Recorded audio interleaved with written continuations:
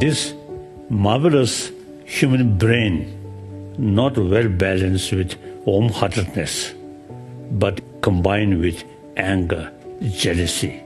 So then, instead of bring happiness or peace, you see, we really become the creator of problem.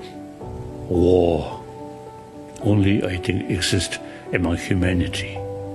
It's quite a pity. Now scientists also say constant anger, hatred is actually eating our immune system.